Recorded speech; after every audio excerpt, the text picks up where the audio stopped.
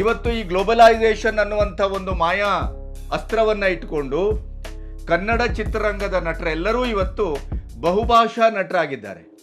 ಹಾಗಾಗಿ ಅವರಿಗೆ ಹೆತ್ತ ತಾಯಿಯ ಮೇಲಿನ ಒಂದು ಪ್ರೀತಿ, ಅಕ್ಕರೆ, ಮೋಹ ಅಥವಾ ಕಮಿಟ್ಮೆಂಟು ಅವೆಲ್ಲವೂ ಇವತ್ತು ಎಲ್ಲ ಭಾಷಾ ತಾಯಂದಿರ ಬಗ್ಗೂ ಅದು ಸಮೀಕರಿಸ್ತಾ ಇದೆ, ವಿಸ್ತರಿಸ್ತಾ ಇದೆ ಮತ್ತು ವಿಕೇಂದ್ರೀಕರಣಗೊಳ್ತಾ ಇದೆ. ರಾಜ್ಕುಮಾರ್ ಹಾಗಾದರೆ ಕನ್ನಡ ಅಭಿಮಾನ ಅನ್ನೋದು ಭಾವುಕತೆಯ ಅತಿರೇಕದ ಪ್ರಶ್ನೆಯೇ ಅನ್ನುವ ಪ್ರಶ್ನೆಯನ್ನು ಇಟ್ಕೋಬೇಕಾಗತ್ತೆ. ಈ ಕನ್ನಡದ ನಟರ ಹಣೆ ಬರ ಇವತ್ತು ಬೆತ್ತಲಾಗ್ತಾ ಇದೆ. ಇವರಿಗೆ ಕನ್ನಡ ಒಂದೇ ಒಂದು ಪ್ಲಾಟ್ಫಾರ್ಮ್ ಆಗಿದ್ದಿದ್ರೆ ಈ ರೀತಿ ಯಾವ ಮಾತುಗಳು ಬರ್ತಿರ್ಲಿಲ್ಲ.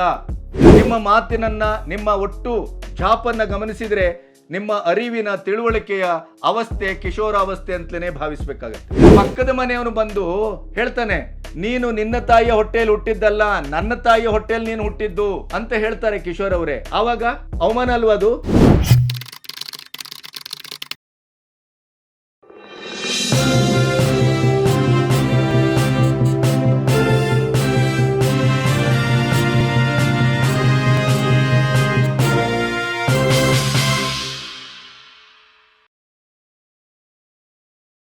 ನಮಸ್ತೆ, ಬಿ ಗಣಪತಿ ಚಾನಲ್ಗೆ ಸ್ವಾಗತ. ಕಮಲ್ ಹಾಸನ್ ನಾನು ಕ್ಷಮೆ ಕೇಳುವುದಿಲ್ಲ, ತಪ್ಪು ಹೇಳಿಲ್ಲ, ತಪ್ಪು ಹೇಳಿದ ಕಾರಣಕ್ಕಾದರೆ ನಾನು ಕ್ಷಮೆ ಕೇಳಬೇಕು, ತಪ್ಪೇ ಹೇಳದೇನೆ ತಪ್ಪೇ ಮಾಡದೇನೆ ನಾನು ಹೇಗೆ ಕ್ಷಮೆ ಕೇಳುವುದು ಅನ್ನುವಂಥ ಒಂದು ಮೊಂಡಾಟವನ್ನು, ಹಠವನ್ನು, ದರ್ಪವನ್ನು, ದುರಹಂಕಾರವನ್ನು ಬಹಳ ಸ್ಪಷ್ಟವಾಗಿ ಮುಂದುವರಿಸಿರುವ ಈ ಹೊತ್ತಿನಲ್ಲಿ ಕನ್ನಡದ ಕಿಶೋರ್ ಅತ್ಯಂತ ಕಿಶೋರಾವಸ್ಥೆಯ ಮಾತುಗಳನ್ನಾಡಿದ್ದು ಈಗ ನಮಗೆ ಬಹಳ ಮುಖ್ಯ ಆಗ್ತಾ ಇದೆ. ಮತ್ತು ಅದು ಕನ್ನಡಿಗರಿಂದಲೇ ಕನ್ನಡಕ್ಕೆ ದ್ರೋಹ ಆಗ್ತಾ ಇರುವಂಥ ಈ ದ್ರೋಹ ಚಿಂತನೆಯ ಇತಿಹಾಸದ ಕೊಂಡಿಗೆ ಕಿಶೋರ್ ಹೊಸ ಸೇರ್ಪಡೆ. ಪ್ಯಾನ್ ಇಂಡಿಯಾದ ಪ್ರಭಾವ ಇದು. ಇವತ್ತು ಈ ಗ್ಲೋಬಲೈಸೇಷನ್ ಅನ್ನುವಂಥ ಒಂದು ಮಾಯಾ ಅಸ್ತ್ರವನ್ನು ಇಟ್ಕೊಂಡು ಕನ್ನಡ ಚಿತ್ರರಂಗದ ನಟರೆಲ್ಲರೂ ಇವತ್ತು ಬಹುಭಾಷಾ ನಟರಾಗಿದ್ದಾರೆ. ಹಾಗಾಗಿ ಅವರಿಗೆ ಹೆತ್ತ ತಾಯಿಯ ಮೇಲಿನ ಒಂದು ಪ್ರೀತಿ, ಅಕ್ಕರೆ, ಮೋಹ ಅಥವಾ ಕಮಿಟ್ಮೆಂಟು ಅವೆಲ್ಲವೂ ಇವತ್ತು ಎಲ್ಲ ಭಾಷಾ ತಾಯಂದಿರ ಬಗ್ಗೂ ಅದು ಸಮೀಕರಿಸ್ತಾ ಇದೆ, ವಿಸ್ತರಿಸ್ತಾ ಇದೆ ಮತ್ತು ವಿಕೇಂದ್ರೀಕರಣಗೊಳ್ತಾ ಇದೆ. ಎಲ್ಲ ಭಾಷೆಯನ್ನು ಒಂದೇ ದೃಷ್ಟಿಯಲ್ಲಿ ನೋಡಬೇಕು. ಭಾಷೆ ಭಾವನೆಯ ಪ್ರಶ್ನೆ ಯಾಕಾಗಬೇಕು? ಇದನ್ನು ಯಾಕೆ ಭಾವುಕವಾಗಿ ತೆಗೆದುಕೊಳ್ತೀರಿ? ಅವಮಾನ ಅಂತ ಯಾಕೆ ಗಮನಿಸ್ತೀರಿ? ಇದನ್ನೊಂದು ಅಜೆಂಡಾ. ಇದು ಭಾಷೆ, ಜಾತಿ, ಧರ್ಮವನ್ನು ಇಟ್ಕೊಂಡು ಅವರವರ ಬೇಳೆ ಬೇಯಿಸ್ಕೊಳ್ಳುವಂಥ ಒಂದು ರಾಜಕೀಯ ಅಜೆಂಡಾ ಇದು. ಹಾಗಾದರೆ ಕನ್ನಡದ ಹೋರಾಟಗಾರರು, ಕನ್ನಡದ ಸಂಸ್ಕೃತಿ ಚಿಂತಕರು, ಕನ್ನಡದ ಸಂಶೋಧಕರು, ಕನ್ನಡಿಗರು, ಈ ಕನ್ನಡದ ನೆಲ, ಈ ಕನ್ನಡದ ಭಾಷೆ, ಈ ಕನ್ನಡದ ಒಂದು ಸಂಸ್ಕೃತಿ, ಇದರ ಬಗ್ಗೆ ಅತ್ಯಂತ ಒಂದು ಭಾವುಕವಾದಂಥ ಚಿಂತನೆಯನ್ನು, ಕಮಿಟ್ಮೆಂಟನ್ನು, ಒಂದು ಆತ್ಮೀಯವಾದಂಥ ಅನುಸಂಧಾನವನ್ನು ಹೊಂದಿದವರೆಲ್ಲರೂ ಹಾಗಾದರೆ ರಾಜಕೀಯ ಅಜೆಂಡವನ್ನು ಇಟ್ಕೊಂಡಂಥ ಒಂದು ಹೋರಾಟಗಾರರೇ ಅನ್ನುವ ಪ್ರಶ್ನೆಯನ್ನು ಕಿಶೋರ್ ಇವತ್ತು ಕನ್ನಡದ ಸಮುದಾಯಕ್ಕೆ ಎದುರಿಟ್ಟಿದ್ದಾರೆ ಅಂತ ನಾನು ಭಾವಿಸ್ತೇನೆ. ಇದಕ್ಕೆ ರಾಜ್ಕುಮಾರ್ ಅವರನ್ನು ಕೂಡ ನಾವು ಒಳಪಡಿಸಬೇಕಾಗತ್ತೆ.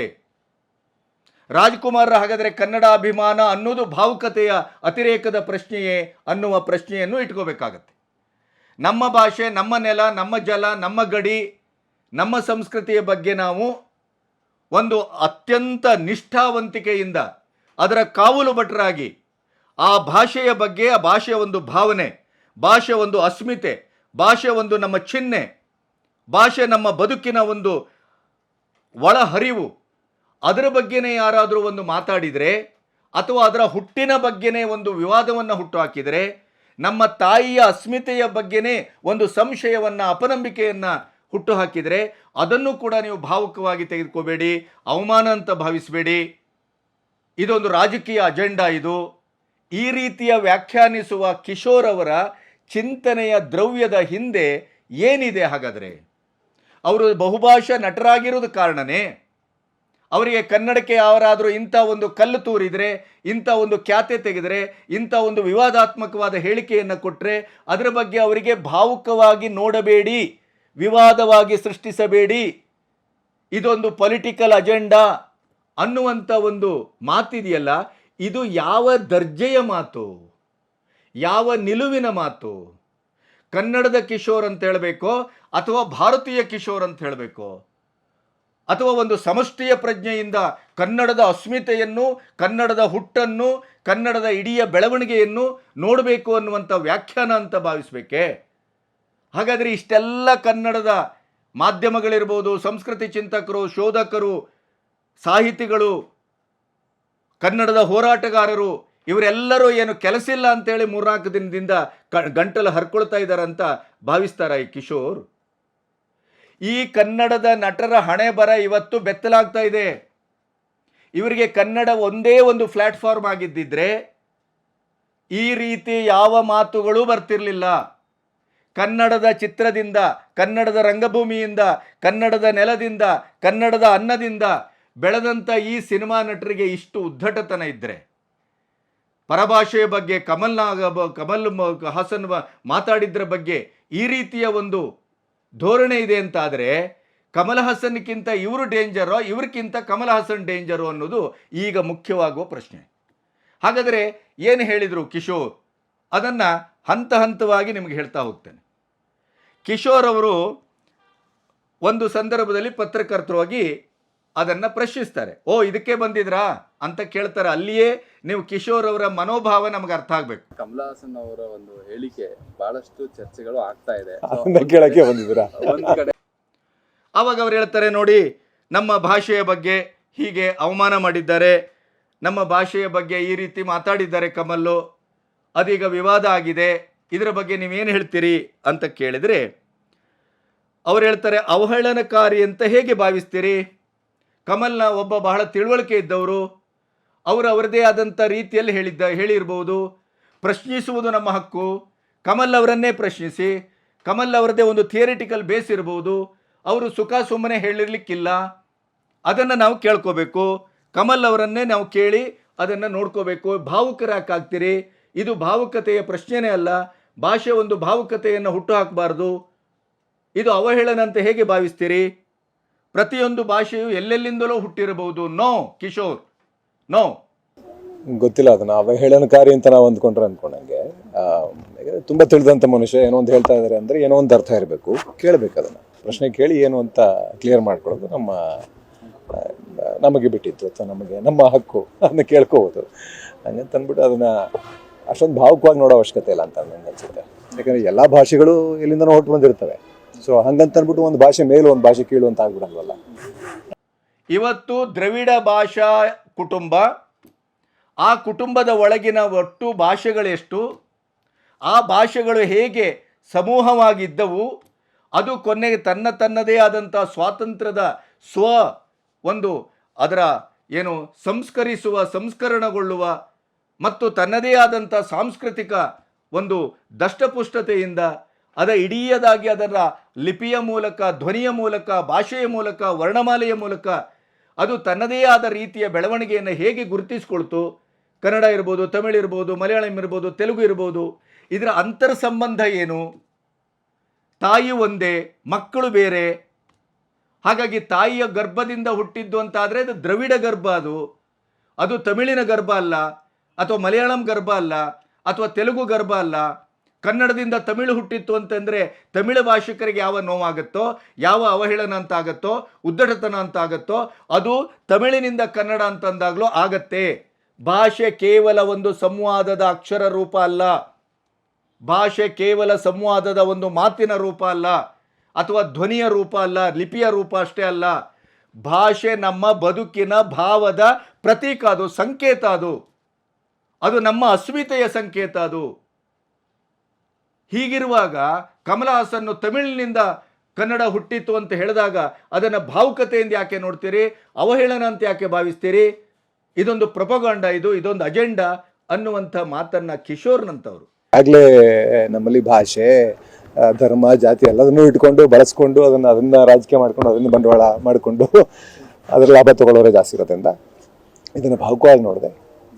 ಭಾಷೆಯನ್ನು ಭಾಷೆಯಾಗಿ ಪರಿಗಣಿಸಿ ಒಬ್ಬ ತಿಳಿದ ಮನುಷ್ಯ ಏನು ಹೇಳ್ತಾ ಇದ್ದಾರೆ ಅಂದ್ರೆ ಏನು ಅಂತ ಕೇಳಿ ಅದನ್ನು ಅರ್ಥ ಮಾಡ್ಕೊಳ್ಳೋದು. ಕಿಶೋರ್ ಒಬ್ಬ ಒಳ್ಳೆಯ ನಟ, ಒಳ್ಳೆಯ ಕೃಷಿಕ, ಒಳ್ಳೆಯ ಓದುಗ, ವಿದ್ವಜ್ಜನ, ತಿಳುವಳಿಕೆ ಇದ್ದವರು, ತಾರ್ಕಿಕತೆ ಇದ್ದವರು.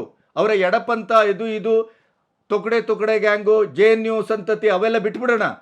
ಭಾಷೆ ಅಂತ ಬಂದಾಗಲಾದರೂ ಕನಿಷ್ಠ ಪಕ್ಷ ನೀವು ಕನ್ನಡಿಗರಾಗಿ ವರ್ತಿಸಿ. ಕನ್ನಡದ ನೆಲದಿಂದ ಹುಟ್ಟಿದ್ದೇನೆ ಮತ್ತು ಬದುಕಿದ್ದೇನೆ, ಬೆಳೆದಿದ್ದೇನೆ, ಪ್ರಥಮ ಪಾದವನ್ನು ಇಲ್ಲೇ ಇಟ್ಟು ನಾನು ಸೀಮೋಲ್ಲಂಘನ ಮಾಡಿದ್ದು ಅನ್ನುವ ಒಂದು ಕನಿಷ್ಠ ಮಟ್ಟದ ಕೃತಜ್ಞತೆ ಇರಬೇಕು. ಕಿಶೋರ್ ಅವರೇ, ನಿಮ್ಮ ಬಗ್ಗೆ ಅತ್ಯಂತ ಅಭಿಮಾನ ಮತ್ತು ಪ್ರೀತಿಯಿಂದ ಈ ಮಾತನ್ನು ಹೇಳ್ತಾ ಇರೋದು.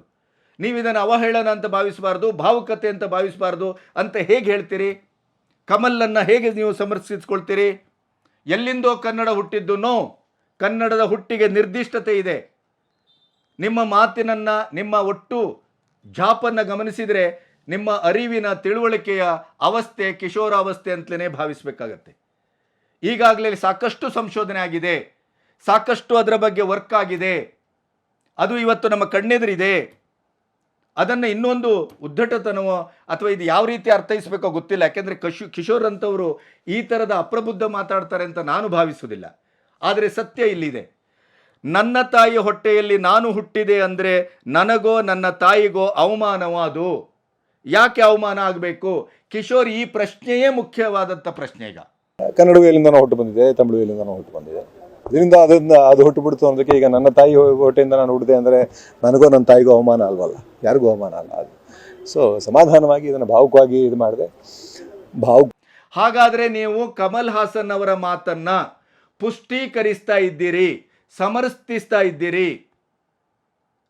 ನನ್ನ ತಾಯಿಯ ಹೊಟ್ಟೆಯಲ್ಲಿ ನಾನು ಹುಟ್ಟಿದೆ, ಹಾಗಾದರೆ ತಮಿಳು ತಾಯಿಯ ಹೊಟ್ಟೆಯಲ್ಲಿ ಕನ್ನಡ ಹುಟ್ಟಿದೆ ಅನ್ನೋದನ್ನು ಸಮರ್ಥಿಸ್ತಾ ಇದ್ದೀರಾ? ಈಗ ನಿಮ್ಮ ತಾಯಿ ನಿಮ್ಮ ತಂದೆ ಇವರು, ನೀನು ನನ್ನ ಮಗ ಅಂತ ಹೇಳಿದ್ದನ್ನು ಪರಾಂಬರಿಸುವ ಪ್ರಶ್ನೆ ಬರಬಾರ್ದು. ಅದು ಇದಮ್ಮಿತ್ತಂ. ತಾಯಿ ಸತ್ಯ, ತಂದೆ ನಂಬಿಕೆ.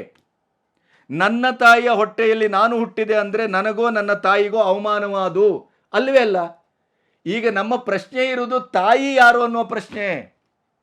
ಪಕ್ಕದ ಮನೆಯವನು ಬಂದು ಹೇಳ್ತಾನೆ, ನೀನು ನಿನ್ನ ತಾಯಿಯ ಹೊಟ್ಟೆಯಲ್ಲಿ ಹುಟ್ಟಿದ್ದಲ್ಲ, ನನ್ನ ತಾಯಿಯ ಹೊಟ್ಟೆಯಲ್ಲಿ ನೀನು ಹುಟ್ಟಿದ್ದು ಅಂತ ಹೇಳ್ತಾರೆ ಕಿಶೋರ್ ಅವರೇ. ಆವಾಗ ಅವಮಾನ ಅಲ್ವಾ? ಅದು ಭಾವನಾತ್ಮಕ ಪ್ರಶ್ನೆ ಅಲ್ವಾ?